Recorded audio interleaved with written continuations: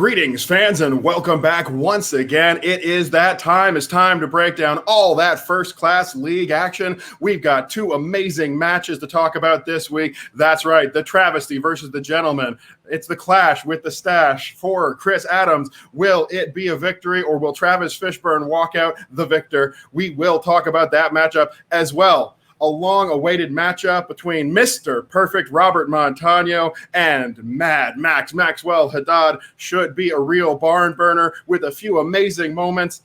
That being said, I've got some great co-hosts as well, including, of course, Ryan Permison and Keith Kilduff. And last week on this show, Chris Barnes said that I don't have the ability to kick anyone off the show. So this week, Chris Barnes will not be joining us. That said, we do have a great replacement. You know I'm a huge Survivor fan, so it was real great that we have a Survivor on the show today. No, not from the TV show. Instead, from the FCL. That's right, it's David, the Survivor, Jindoian. And as we talk about all the news, all the matches, we are going to break it down and give you our unique perspectives. And how we're going to do that is we're going to talk by way of talking, all on this week in the FCL.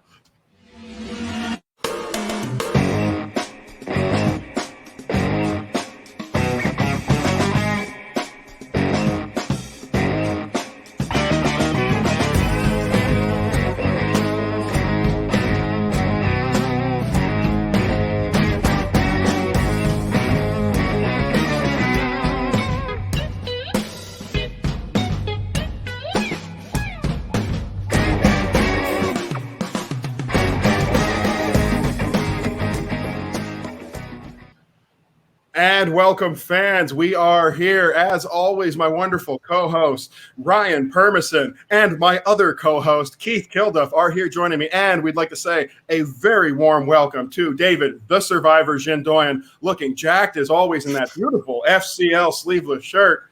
This is a man who's fit, he's ready, and we're going to talk about everything that went down this week.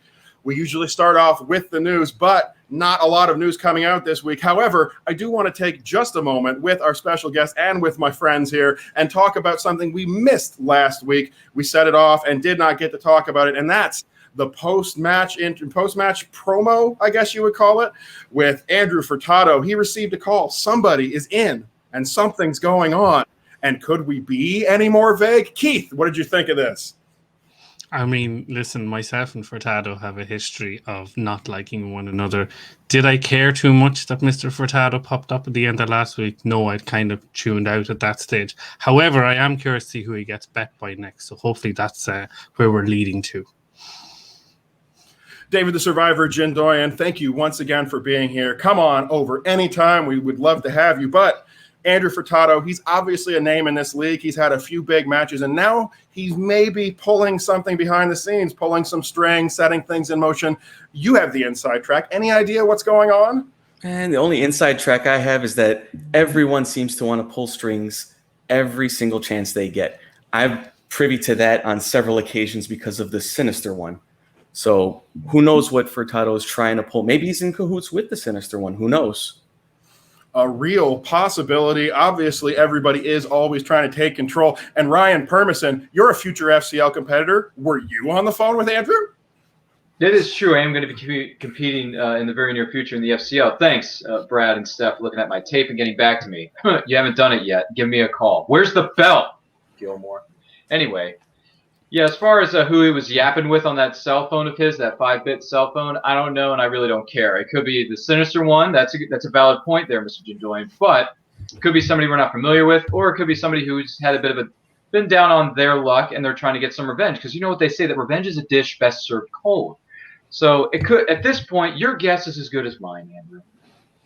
Well, I obviously have some guesses, and yes, of course, I've had some conversations with Mr. Furtado. All privileged information I can't share with all of you, but we'll see a lot of excitement coming out of that, and we just wanted to touch on it. Every competitor in the First Class League, of course, doing some great work and entertaining you every week, including our wonderful guest, Mr. Jindoian. So we did want to make sure that we touched on that particular post-match moment from a week ago. Apologies for missing it in the first place. And really, guys, I mean, we get together, we usually chit-chat for 10, 15 minutes about all the news, but not a big news week. Instead, what we have this week is 2 stunning matches. Real amazing stuff in the movie trivia world with 4 very strong competitors. And we're going to have a lot to say about both of the matches. I mean, Travis Fishburn, Maxwell Haddad, Robert Montano, and, of course, the gentleman Chris Adams. You have to say, these are some big names in the FCL.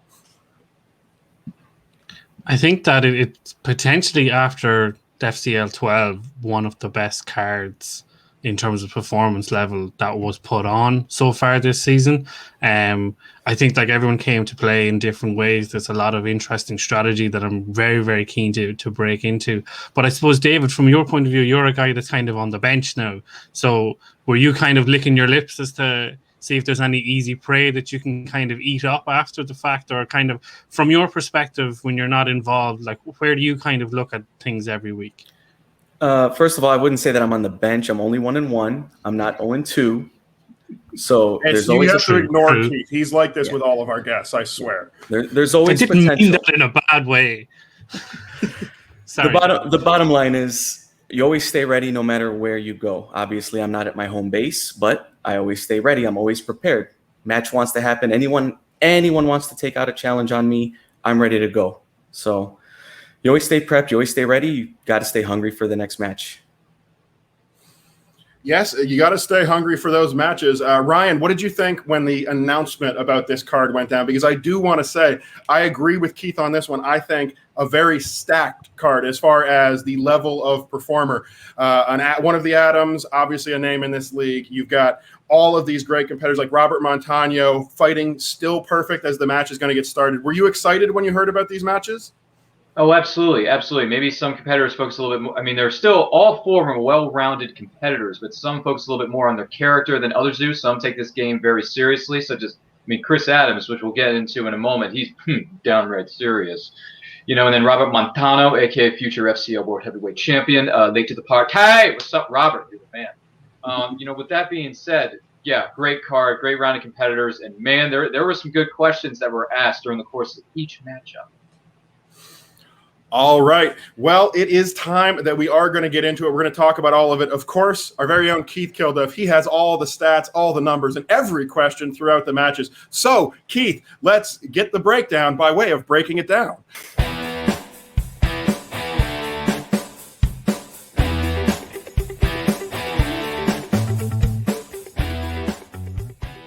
FCL 14, as we mentioned, had a stacked card this week. Quality all across the board. The opening match featured Travis Fishburn versus Chris Adams, 2 1-0 competitors. Actually, now that I think about it, all 4 competitors all had winning records going into this week, so 2 O's had to go.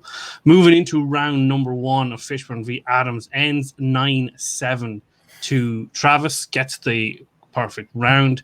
Adams misses the final question in the round of scores and soundtracks, which I believe is the second time it's come up in round 1 this season. Who composed Tenet? Fishburn hits the repeat, gets the correct answer. Adams says Hans Zimmer, which is incorrect, unfortunately. Opens up for the bonus for Fishburn with the GoldenEye question, Sean Bean. 9-7. There's a couple of nice little questions in here. Mrs. Doubtfire is asked 2000s, who was the director of Chamber of Secrets? And then we also get the Dr. Sleep question with Ewan McGregor's 2019 film, which is a sequel to The Shining. 9-7, solid all around from both, it has to be said. Adams is up on his previous round 1. Fishburn is just picking up where he left off earlier. Ryan, what were your initial thoughts on both guys in round number 1? Yeah, both competitors put a really strong showing, despite, Chris Adams missed a few here and there, but that's fine. Honestly, I was thinking Hans Zimmer in that Tenet question myself, because when I think of Nolan, I always think of Hans Zimmer, because Hans Zimmer's just that good of a composer. He's great. But no, I mean, when Travis took his time, did a JT, and pulled it, I said while I was watching the match, I said, great pull. Great pull. It really was. But yeah, no, great round 1 and good questions. David, if I can come to you, obviously you're a guy who came into your second match 1-0 as well. What was the nerves kind of gone, and you kind of had a feeling of, you know what you're about now, you're in the league, you've done this before, or is those nerves still always there waiting for that first question to come out? I think that if it means something to you, nerves are always kind of going to be there in a way, but I mean, knowing the format and the setup of how the show is going to be for you after the first time definitely helps kind of settle you in. So all you have to really do then is focus on the questions the second time around. First time, definitely it's because you got like a lot of moving parts. You're trying to figure out, oh, this is where, I'm set up, and it can kind of get in your head a little bit. But yeah, definitely after the first one, you can get into a group for the next one. Andrew, as I alluded to, Fishburn picking up where he left off against Fred Klein. Very, very impressive stuff in round number 1. Yes, absolutely. Magnum PI has never looked better. I've got to say it. And Travis Fishburn continues to be the kind of competitor that he showed before. But I don't want to focus so much on the questions. It's a good round from both. One question really missed from Adams. Both guys playing solid, no strategic mistakes. What I want to talk about is the challenge at the beginning, because Chris Adams continues to be his own unique brand of gentleman as he steps up and says about the glorious facial hair of Travis Fishburn, if you lose this match, you're going to have to shave that off. And what surprised me is a man like Fishburn, looking so very put together, says, absolutely, if I lose, I'll shave it off right here. I can't believe he did that. That's a bold move. It shows a lot of confidence as a competitor, and it's not something I would have agreed to. I mean, what are you getting out of it? I mean, he's obviously very confident in his abilities as a trivia player that he could take that on board and be fairly confident he's going to come out on top. As we move into round 2, Wheel's kind of standard as normal movie quotes comes in for one of the first times this season, which is an interesting slice to put in. I think that's definitely one as an opponent choice is potentially a big killer for any competitor moving forward in the league if they see it on screen. Fishburn decides to go first spin, takes Quentin Tarantino straight off the bat, goes 7 of 8. Pulp Fiction release date is asked. Jackie Brown with Sam Jackson is asked. What is the bride's real name in Kill Bill? Has to jump down to multiple choice. I like that question, just mixed up just a little bit, and then finishes off with the Christopher Walken in Pulp Fiction. 7 of 8. Knew by having the 2-point lead that he could go down to multiple choice and still have that lead going into round 3, regardless of what Chris does. Comes up to Chris, first spin, movie quotes. There's a bit of Quentin Tarantino spinning that has to happen, unfortunately. Movie quotes decides no. Kurt Russell is taken, goes 5 of 8, unfortunately. Goes to multiple choice in the first one, the 94 sci-fi film Stargate. Gets John Carpenter directed Big Trouble in Little China. Gets Goldie Hawn in Overboard. And then unfortunately misses the 4th question, which is what was the first Fast movie that Kurt Russell appeared in. He says Fast and Furious 6. It's Furious 7. Travis takes the 2-point steal, 18-12. Andrew, what were your thoughts on the round number 2?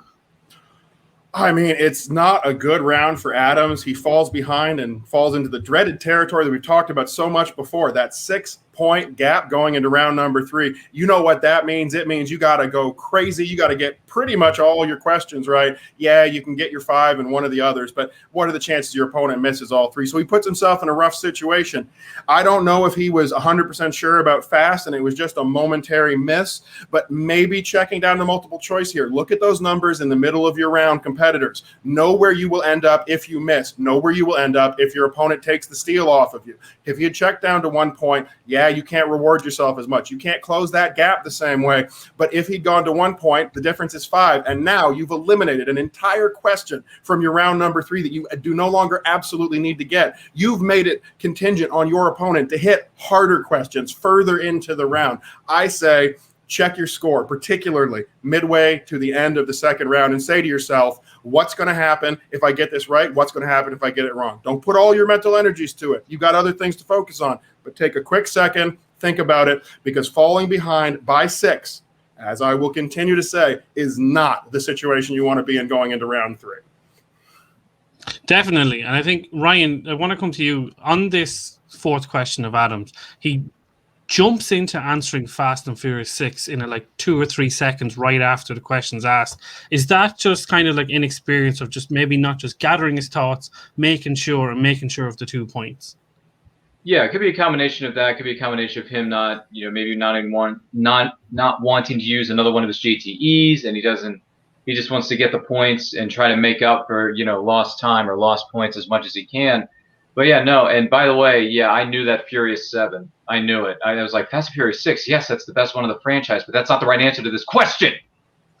I felt bad for him. It's like, dude, do not, yes, Fast and Furious 6 is the go to the franchise, but no, it's Furious 7 is when Mr. Nobody shows up. That's the deal, brother. But hey, look, he was trying to make up for lost time. He was maybe in a hurry, didn't really have too much time to think on his feet, or maybe he didn't want to use that time to process the question, process the information, and give the correct answer. But you know what? Hey, you know what they say, live and learn. David, I want to come to you because you're a guy who can really kind of, put a good opinion on this, in the sense that in your first match, you had a poor second round, let's be honest, and then you rallied in the third, having to go 3 for 3. So Chris is kind of in a similar sort of situation. So, like, if you wouldn't mind playing that back for us when you were against Rick Hong, like, what was those feelings and emotions? Or was it just very simply, I know what I need to do, I have to go 3 for 3 or I'm dead? Well, going into round 2, you definitely want to try and hit all your questions, obviously. Sometimes it's luck of the draw with what you get pulled. I feel like with my round, at least, obviously, I did horribly. I scored more points and steals than I did in my round, which is a rare thing to do. It's also pretty impressive in my regard. What I would say, though, as far as him answering fast, or however you want to look at that, it could be that in his mind, he felt he knew the answer and he knew it at that moment. He went with his gut. He didn't want to maybe second guess himself. You can also say at the same time, he maybe should have taken his time. You can look at it kind of both ways. Now, in my mind, if you're kind of second guessing yourself in that regard, you do want to check down to multiple choice because, yeah, they're going to give you, Furious 5, 6, 7, 8. They're just going to give you the numbers. Everyone knows that. Everyone knows it's always the numbers. But it comes back to that point steal. Rather than a 2-point swing, it's a 1 point. It helps you move into round 3 a little bit easier. So you can always say, yeah, he should have checked down, but in his mind, maybe he just felt that was the answer. So we're 18-12 to Fishburn, moving into round number 3. Adams's 2 is in the category of 2000s. This 2005 movie, directed by the Farrelly brothers, starring Jimmy Fallon and Drew Barrymore, takes a repeat, doesn't pull it, the answer being Fever Pitch. And then on his 3, 90s, this Michael Mann directed 95 crime drama with Pacino, De Niro, Val Kilmer, Ashley Judd, leaves 2 JTEs on the table, doesn't wager a guess, gives Fishburn the win, and your winner by way of winning, Travis Fishburn, 2-0. Very, very impressive by the guy. And Andrew keeps his mustache. Yes, he does. That's it. Yeah. That's right. No, I think what it was in this situation, honestly, David Jindoian, you made some amazing points in round number 2 about the value of those steals. Lower your opponent's value. Sometimes that's all you can do, but sometimes that's all you need. He comes in 6 behind. We know what that means. You have to go perfect. Your opponent has to have a real bad round number 3. And the way that Travis Fishburn is playing, I did not see that happening. I'm glad that we get to see the stash come back with Travis Fishburn, because what a glorious mustache it is. I think he played well and he finished off strong. But David Jindoian, I was watching live. I know you were watching live. And if you want, you can say it with me right now. Everybody, JTE. That's right. You have repeats. It's just like answering your question before you take that 15 seconds. If you're not sure, take your time. If you have a repeat, use it, especially in round 3 when you need every single question. I'm not saying there aren't moments where you're never going to get there, where you can let it go and say, I just had the bad match, it's all over. But every second you buy is another second you might be able to come up with the right answer. So please use the JTEs, spend that extra 30 seconds, piss off Brad and Steph if you want to. I don't care, but give yourself the very best chance to win. Definitely. And Ryan, I suppose now Fishburn is 2-0. He's got a lot of heat behind him. I'm kind of thinking, let's give him someone a little bit tasty. Let's put this guy under the grill a little bit more. Maybe like a David Campbell, a Vanessa Fitzsimmons, perhaps, for his next opponent. Yeah, that's a good possibility. It could happen. And if it does happen, I'll be there watching front row center like everyone else in this world, because FCL is just that much fun. So, yeah, no, round 3, tough for Chris. But congrats to Travis. It was a great match, well-played match by both. Granted, I think Chris had some, he had some troubles here and there. He did, and he made some mistakes. Maybe he should have used JTs or checked a multiple choice if he was unsure about something. And also, definitely round 3, if you're going to use any repeats, definitely use them in round 3, because that's where, the points can really make or break you, respectfully. Mm-hmm. And Chris, he's got to do some more. He's got to do a bit more studying. I feel like some of those questions, to me anyway, a lot of those questions to me were easy ones, but for Chris, maybe it's a blind spot, maybe it's a challenge for him. And hey, he can take from this match, he can learn from it, he can go back to the drawing board, watch some more movies, do a little bit more trivia on his phone, or however you want to study. That's up to you, Chris. So we'll see how it goes. But congrats to Travis, though, because, Grand Theft Auto Vice City came out 15 years ago, but he's still going to roll about being the reject from that video game, and that's fine. Roll him, man. And by the way, Keith, I thought you were going to save the Andrew winner by way of winning was saved for the second match, because I really want that on a T-shirt, because that's a great catchphrase. That it definitely is. David, so we have now Chris Adams at 1-1, and we have Robert Adams at 1-1. So you're saying Adams should face each other? Adam Civil War, maybe? Adam Civil War. I mean, it's only been alluded to a couple of hundred times this season. A couple of hundred times? Yeah. We've gone that high in the numbers on Twitter? Jeez. It's amazing. We're 14 matches in, and they've already alluded to it approximately. Let me do the quick math here. 7 times per episode. Oh, my gosh. I think it's an exciting I wasn't keeping fight. Count. David, is that a fight that potentially excites you, the two guys taking on one another for the sibling rights? I mean, personally, I'd say yeah, because you always want a brother to take out another brother. There's always that, like, I'm better than you, no matter who it is, younger, older. They want to prove either way, you can't take me out. So it for one should make for an interesting match. Promos should be very interesting because they can really dig personally at each other. Oh yes. So I want that smoke. Mm-hmm. He's got a point. Definitely. I think, listen, let's move into the main event. Maxwell Haddad, Robert Montano. This had, going into it, this had a lot of spice, and to be fair to Maxwell, he's added a lot of hype to himself in this league so far. Called out the big dog. Not a lot of people would do that, so you got to give him kind of, credence to that one. I think that Montano, as 2-1 with a lot of experience, was definitely the big favorite coming into this, no question. But if Maxwell did get a W, it was going to really heighten his career 100%. Andrew, 9-6 to Robert after round 1. Maxwell misses the Family Films question, the Honey, I Shrunk the Kid sequel. He says, Honey, we shrunk ourselves. Honey, I blew up the kid is the correct answer. And then with the use of a repeat, doesn't pull the 1980s Romancing the Stone director being Robert Zemeckis. For Montano, getting the bonus, Julia Roberts voicing Charlotte and Charlotte's Web. 9-6. It's just another day at the office for Montano, really, isn't it? I mean, Robert Montano, what can you say except for, damn, does he ever miss? Obviously, a little later in this match, perhaps we'll be finding out something about that. But what he does here is textbook. It's exactly what he's been doing since he started in the league. And if I'm an FCL competitor, my apologies to you, Mr. Jindoian, if I'm misrepresenting, but I don't want Robert Montano as my next opponent. I'm sorry, he's just playing too strong, too good. Maxwell Haddad, very solid first round. What I love about this first round from both competitors is what I harp on so frequently on this show. They both used JTEs when they needed them. They both took their time and answered questions as best they could. Maxwell Haddad misses a question about a director from a movie that was most likely released before he was born. I don't think he's that old. And he missed another question that I think is pretty excusable as far as that goes. But it's your opponent here. This is the problem for Maxwell. Against anyone else, missing a couple of questions, say they only get 7 out of 8, you're trailing by 1. But now you're up against Robert Montano, Mr. 100 himself, and he's gone 3 points ahead of you in 1 round. Not a good spot to be in. David, how did you see this fight going before a question was answered? Before the Honey, I Shrunk Ourselves question? Yeah. So with that one, I think it's kind of a nice question because it literally is, like you kind of mentioned, a movie release dates question worded in a little different way, puts a little bit of a spin on it. So it kind of forces you to actually, know the order of release, especially for like a trilogy like that.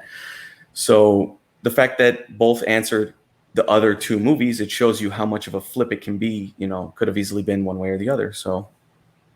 Mm-hmm. Ryan, obviously a big Montano fan, but how'd you get on yourself in round 1 here? Yeah, it's just another day at the office for me. No, I'll be honest. I probably would have gone 8, if not 9 for 9 in that round. And by the way, Honey, I blew up the kid. Oh my gosh, this is why Robert is so good at telling stories, man. Because That is pure 90s kid goodness, because I remember watching that movie a number of times growing up. And when they said the sequel, I'm thinking, Sonny, I Blew Up the Kid. And especially the biggest clue in there for me was this was Kerry Russell's film debut. Kerry freaking Russell. Her debut was in 92, Sonny, I Blew Up the Kid. That is insanity to me. I figured it was her first gig, because I'm thinking, she's quite young. This is a new film. It's up and coming. I get it. Congrats, Carrie. Congrats. But yeah, no, I probably would have gone 8, if not 9 for 9 in that round. And Robert Montano, the one thing I like more than anything else is he's so good at telling stories. I remember seeing this at XYZ. I saw this at the drive-in. I saw this on a flight back from wherever. I watched this on cable last night. I love his stories. I love it. I don't know how you feel about this, Jindoian, but that to me is. Yeah. So we move into round 2. It's 9-6 to Robert. He defers to Maxwell. Maxwell spins Francis McDormand on his first spin, says no, and gets time travel on his second one. Goes 6 of 8. Hugo Weaving as Agent Smith in the Matrix movies. Octavia Spencer as Tanya in Snowpiercer. And Mel Gibson in Mad Max. Misses the fourth question. This Michael J. Fox. How many characters did he portray in Back to the Future 2?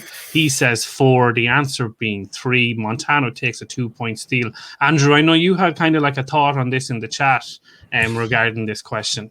Absolutely, I did. And this is once again why I have the best strategies for the FCL, why I'm the guy you come to when you want to know how to play, because there is a challenge here. And you might say it's not a good challenge. He's only credited 3 times on IMDb. Well, it's still just Marty. You take a challenge when they give it to you. The odds of there being a challenge in your round 3 that you're going to need to use, how often does it happen? You go matches without seeing a challenge possibility. And right here, Max says 4 characters. Well, old Marty and young Marty, are those the same characters? Is Bruce Willis the same character as Joseph Gordon-Levitt in Looper? I don't know. I could make an argument that they're not, and I think anybody who's in that situation could make the same argument. It's an alternate timeline. He's going to go back and change the past. That Marty's not going to exist anymore. How can they be the same characters when one of them doesn't even exist by the time the movies are over? I would fight tooth and nail. I would throw every BS and every reasonable argument I could think of at the challenge and try to get those points, especially in the situation that Maxwell is in, playing against someone like Montano, who's doing so well, who's so strong to this point in the matchup. Take that shot, because a steal here is very, very bad for you, and that's exactly what happens. I'm not saying it will work. I'm not saying that you should challenge every single little thing, but there is something to be said here. There is a way that you can lay this out, that you can put it in front of people and say, it's reasonable that I thought the number was 4. Also, of note of this and a few other questions, I will say when the questions are being asked, especially in round 2, maybe question writers avoid questions that have numeral answers. If the answer is 3 and my opponent says 4 and it comes to me, how likely am I to miss that? Whoops. Sorry, I'm giving something away. Let's move on to Montano's spin. First spin, Jim Carrey comes up, takes it straight away, goes 6 of 8 also, misses a question for the first time this season. The Peter Weir movie, The Truman Show, comes up. Johnny Squares, in which entry in the Dirty Harry series, The Deadpool, uses a repeat, gets it. The character's name in a series of unfortunate events, uses a repeat, gets it. And then this fourth question, how many times did the Farrelly brothers direct Jim Carrey? To Andrew's point, he says 4, Maxwell says 2, 3 being the correct answer, 17-12. Ryan, Montano missed the question for the first time this season, but he's still looking so smooth. Oh, just way too smooth. But yes. No, is it a bummer that he missed a question? Yeah, but he's not sweating it. I'm not sweating it. I'm not crying tears over here. You know, he still tells stories when he got a question right. He feels bad. You know, he tells a funny story about how he got it wrong. It's just fun to watch. It's entertainment at its peak. But yeah, no, him getting a question wrong, yeah, like that's going to set the internet on fire. Did it? I'm not sure. I wasn't watching this live in the comments, so I don't really know. But doesn't matter, because 17-12 going into, what is it, like round 3 or whatever it is? It's like, come on. Robert's not sweating this. He's fine. To be fair, David, Maxwell's still fighting back as much as he can. You know, like he is trying to claw out every single point that he can. You know, he's there writing kind of as Robert's answering, just in case there is the opportunity for the steal. And unfortunately, just couldn't take advantage of the steal opportunity that Robert gave up. Yeah, you hope to get those steals, and kind of like you were saying earlier, usually when somebody answers a question with a number, you kind of either +1 or -1 is usually the case, especially with like movie release dates or character playing. So a better guess would have been 3, but maybe and this everyone's guilty of it. I'm guilty of it. You overthink it. You're like, maybe you only thought me, myself, and Irene and Dumb and Dumber, and just left it at that. And that's why you thought 2 couldn't think of the sequel, because who really wants to? But him missing that, definitely, I wouldn't say that Montano was in, like obviously he was ecstatic for it. He dodged that bullet, but being up 5 is still a pretty good situation. So we're moving into round 3, 17-12. It's all on Maxwell. Misses his 2 in the category of Charlize Theron. This 2008 Jason Reitman movie. Tully uses his last repeat, tries to get it out of him, couldn't. Then it's all on the 3 and the 5 for him in 2000s. The third installment of Jurassic Park, who directed Joe Johnson. And then on his 5 scores and soundtracks, what is the only collaboration between Danny Elfman and Tim Burton that gets nominated for Best Score? Big Fish pulls it out. And then it's all on Robert on his 2 in 90s, the 99 adventure fantasy starring Brendan Fraser and Rachel Weisz, The Mummy. And then Robert Montano's 3, Black Cinema. Derek Luke is directed by Denzel Washington in what O2 drama as a Navy man forced to see a shrink. Antoine Fisher, and your winner, by way of winning 2022. Montana moves to 3-0. And you got to say, guys, he is the top dog in this league at the moment, looking up the way to take on the Flouse.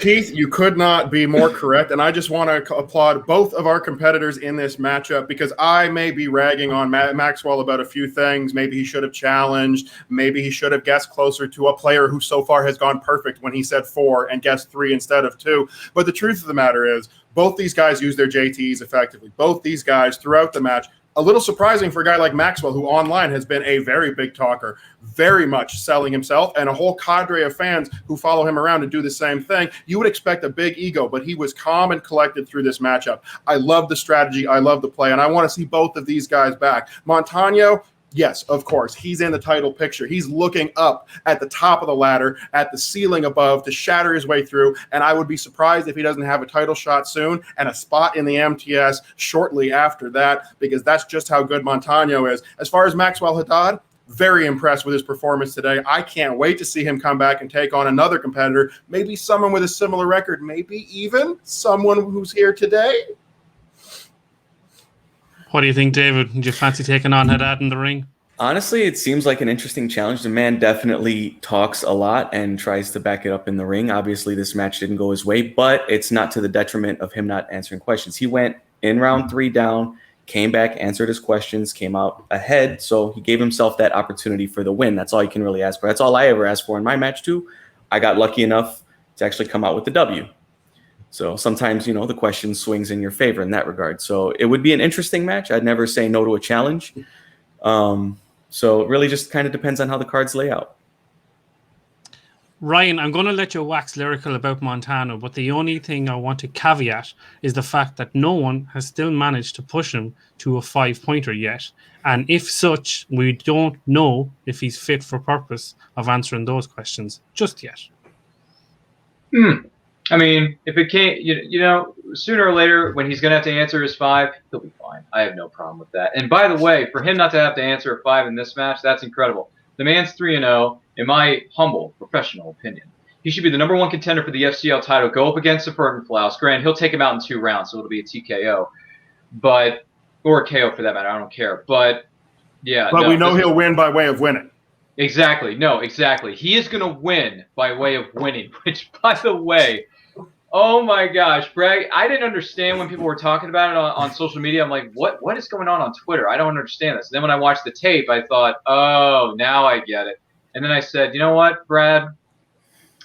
You all right. Put that on a shirt. Put it on a shirt. It will make millions in merchandising. I guarantee it. You're going to like the way you look in that shirt. I guarantee it. It's a fact, Jack. So, yeah, no.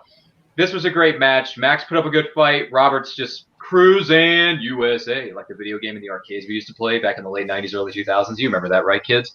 So, yeah, Montano, if he doesn't get a title shot after this, I don't know what's going to convince the boat, a.k.a. Brad Gilmore, to give him a title shot against a Flirt and Flouse. But either way, Robert's the Mac Daddy. He's the biggest dog in the yard. He is the Undertaker. He can give you the last ride, give you a big goose. He can give you that, that loss that some other competitors may not have as of yet. So yeah, Montano, Tombstone pile drive him, give him the last ride, cruise up into the sunset with that FCL World Heavyweight title, because it's coming home to you, to the people's champion of the FCL, in my opinion, right now, and that's Robert Montano. And by the way, Robert, keep telling the stories of how you saw each movie at the Cineplex or back home on cable television, because I love hearing them. Honest to God, I love it. I could hear you all day, all night, doesn't matter.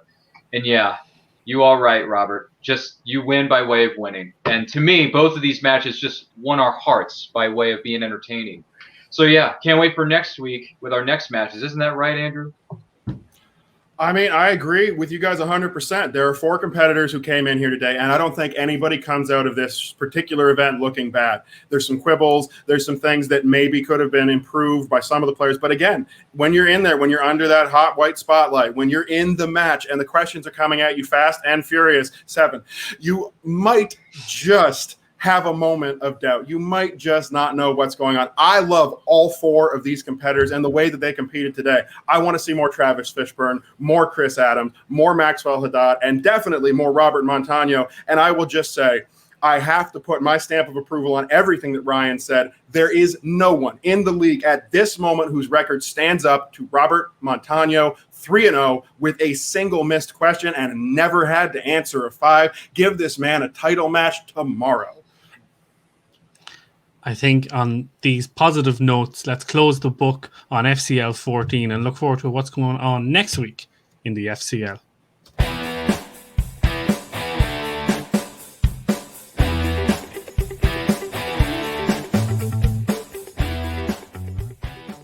So next week in the FCL, we have not been told as of this moment what the second match is going to be during the course of FCL 15, but what we do know is that there's going to be a singles match in the Star Wars division. You got Sonny Olsen going up against Matthew Reed. I, for one, am looking forward to this. This should be fun. Star Wars, granted, they have their own division within the MTS, and boy, are those questions getting deep cut. But in this match, hopefully they won't be too deep cut so I can keep up, maybe put some points on the board when I'm playing along at home. But we shall see as time goes on. But yes, I'm looking forward to seeing this one. Sonny Olsen seems like a nice, jovial, happy-go-lucky guy. Matthew Reed, he seems somewhat like that in that personality. I can't remember exactly what he did in his last match or what have you, but it's Star Wars. It's a galaxy far, far away. There's a lot to celebrate about that saga, at least in my opinion. I mean, some people may think differently. That's fine. You can take it or leave it. But I'm looking forward to this. So, Andrew, your thoughts on these 2 competitors in the Star Wars division? Well, I mean, this is going to be a big match. We know that because we know in the movie trivia sphere, Schmoedown, FCL, pretty much anywhere, Star Wars is the league where people go crazy. This is the league where people answer questions about things that were mentioned in the 18th paragraph of the 15th page of the extra novel that explained away the thing that was made in the novel about the movie that isn't even about the same storyline. I don't understand how they do it with their Miwoks and their Pookies and their Vulcans and all the other Star Wars characters that exist, but it is deeper than a Sarlacc pit, and this is the problem and the opportunity for both of these competitors, because you have to come in strong in Star Wars. You have to show that you're not going to miss a damn thing. To coin a phrase, you have to Montano your match if you want to impress people when it comes to Star Wars, because even a single miss looks bad. That being said, I don't expect we're going to see a lot of misses, because if you're a Star Wars competitor, you already know everything that I just said. Olsen and Reed, 2 very fine young competitors. I mean, what we've seen already, some good personalities. I'm looking forward to this matchup as well as whatever else goes on the card. But I think what we're going to see here is going to be a knockdown, drag out, and not a whole lot of missing. I could be wrong. Maybe it'll be a train wreck, but I don't think so, because the Star Wars division is the place where players come to play. And maybe I don't always think that I could stand knowing everything about every planet in every part of the universe in Star Wars, but these guys sure do, and I'm looking forward to it. Absolutely, absolutely. And I'm very curious, how much of a factor is the Star Wars TV series going to factor into this matchup? Are we going to see a few more of those questions from that, or are we not? I'm not sure. Statsman, Keith, what do you got on this one? Well, I mean, to your point, Ryan, that's what sunk Reed in his first match against Ross from Nowhere. It was the question regarding Sam Witwer's voicing in Rebels or Clone Wars, one or the other. I'm not a Star Wars guy. I apologize. Please don't at me on Twitter. I think that in terms of like this match, from an overall kind of FCL point of view, chances are, with the way that the Schmoedown season is kind of going at the end of the year, it's only an 8-person Star Wars competition. So chances are in the final free agency period, I don't see any Star Wars players getting picked up. However, this is a really strong opportunity for these guys to get a win, show some knowledge for kind of future drafts for next year and onwards. Like if they win this one, and then if there's another kind of Star Wars match at the end of the year, and these guys can kind of go 2-1, 2-0 for the rest of the season, that helps them for next year, but also laying that kind of foundation groundwork of being like, I can answer Star Wars Schmoedown trivia questions that you put at me. I think that any sort of Mandalorian, Rebels, Clone Wars questions, this is where these guys are going to get tripped up. They're not going to get tripped up on the 12 movies. I am curious to see how this goes. Obviously, we haven't seen Sonny in a Star Wars match. We've only seen Matthew, so you kind of have to give the edge to Matthew for now. Am I surprised if Sonny wins this on Tuesday? Not at all. Fair enough. And I'm curious to see how this is going to go. Now, granted, since Boba Fett can come out of the Sarlacc pit, have a killer-looking dad bod, and lay the smackdown on anyone's candy ass during Mandalorian Season 2, which, by the way, some of those scenes are fantastic. I got to go to you, Survivor. Boba Fett survived. You're a Survivor. What do you think is going to happen in this match? Well, Olsen itself, I know he hasn't had a Star Wars match, but in his actual match that he had, answered a bunch of Star Wars questions without a blink of an eye. And if that goes to show you, I mean, like you said, if you're competing in Star Wars, you have to assume that they know everything there is to know about the movies. The TV shows, I agree, is going to be kind of the bigger trip up one because they're a little more recent. So rewatchability may not be there like the older movies. So trying to know everything in and out of the TV shows is going to be a little bit tougher. So it'd be interesting to see how deep cut they do go with the questions, or if they still stay at the surface level since they're still a little bit fresh. So I feel like that's going to kind of separate the two in the match, see who gets the TV questions. Yes, sir. Yes, sir. Thank you very much for sharing your thoughts. Look forward to hearing more, diving into this matchup on next week in the FCO. In the meantime, Andrew, in the words of not Star Wars, but Star Trek, take us out. All right. Well, first and foremost, I want to say thank you to Mr. Jindoian for joining us. He is a Survivor, and we can't wait to see him back in the FCL. We're going to go around real quick and cover where you can find each and every one of us online. Keith Kilduff, what do you got going on? You can find me on Twitter and Instagram at Kekelduff Media. Check out the Opening Pair YouTube channel, where this week we dropped our review of the 2005 sports movie, The Longest Yard. It's 16 minutes long, and trust me, it saves you watching an hour and 53 minutes of a movie because it is goddamn terrible. But other than that, I'm just always enjoying your company here, and thank you once again to Mr. Jindoian for joining us tonight. All right. And of course, we've got our second co-host and one of my favorite people, one of the hardest working men on the internet, always got something going on, always something to promote. So Ryan, what's going on with you lately? Yeah, let me take a look at my 8x12 notebook here. Hold on a second. No, wait, it's not here. But I will say this. You can find me on Twitter and Instagram at RyanRPM5. Check out our YouTube channel on all forms of social media at It's Nerd Culture. Check us out on YouTube. New videos being posted each and every week. And I Quote is live every Saturday at 12 p.m. Eastern Time, bringing a special guest. We interview them, and also the Nerdcast, where I talk about some of the latest movies I've had a chance to see lately. I've been going back and watching all the Star Trek movies, and those are some of the most recent episodes of the Nerdcast that have dropped on Anchor, Google, Spotify, wherever you download your podcasts. You can find it there, so be sure to check those out. Give it a favorite, give it a like, give it a rating. You know, if you don't like my comments, throw them under the bus. I don't care, but at the same time, enjoy yourselves. Be safe. Thanks for having me. And by the way, Jindoian, it was good having you on this program. And Andrew, make it so. All right, Ryan, we're going to have to talk later about which of the Star Trek movies was your favorite, me being a big Trekkie. But Survivor, David Jindoian, the man with the arms, look at him, making that cutoff T-shirt look good. Right. That's right. Showing that strength. Guns out. There you go. We have definitely loved having you on the show. Please come back anytime. And David Jindoian, where can everybody find you online? You can find me on Twitter at Jindoian, promoting any and everything FCL, of course. And what's that you say? This is a nice shirt, right? Yeah, okay. You can pick this up and other Schmoedown merch at store.skybond.com. Pluggy. We love it. All right. The survivor, David Jindoian. It has been, as I said, a pleasure. Keith, you were here. Ryan, as always, good to see you, my friend. We've had a great time talking to all of you, the fans, the thirsty firsties, whatever you want to call yourselves, and we have a lot more to talk about. Every week we are here. We are available on podcast, on every one of those places that you listen to podcasts. You can check those out. We've got our Spotlight series. We've spoken to some amazing competitors. I sat down with Andrew Furtado. We've got Ryan, who sat down with Late to the Party. We've got Keith, who sat down with some people as well. We've got so many great interviews for you. Check them all out. And a quick shout out to Elena Jordan. Once again, congrats on the recovery. Hopefully it continues apace. We are holding out for you. But with all that said, I'm the Elk. You can find me online at Kelk Andrew if you want to hear about this show and, of course, me complaining about Looper's really awful top 40 seasons of Survivor rankings.